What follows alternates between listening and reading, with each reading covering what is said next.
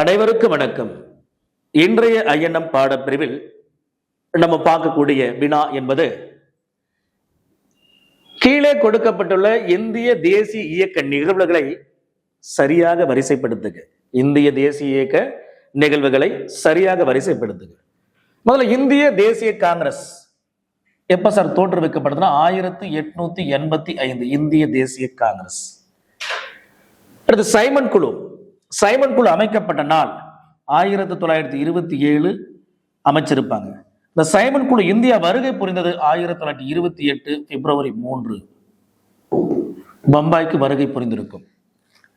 அடுத்து தன்னாட்சி இயக்கம் ஆரம்பிக்கப்பட்ட நாள் 1916 செப்டம்பர் மாசம் சென்னை அடையாறுல காங்கிரஸ் கட்சியின் ஆதரவின்றி இந்த தன்னாட்சி இயக்கத்தை நிறுவனத்தை அன்னி பெசன்ட் அம்மையார் நிறுவியிருப்பாங்க.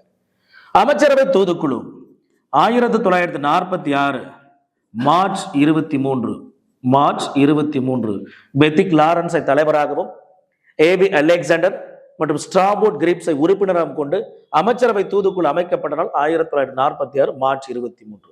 இதன் அடிப்படையில் வரிசைப்படுத்துங்க சார். 1885 முதல்ல 1, அடுத்து வரக்கூடிய வருஷம் 27 16 46 16, அடுத்து 3, அடுத்து சைமன் குழு 2, கடைசி அமைச்சரவை தூதுக்குழு 4. சரியான பதில் எங்க இருக்கு சார்?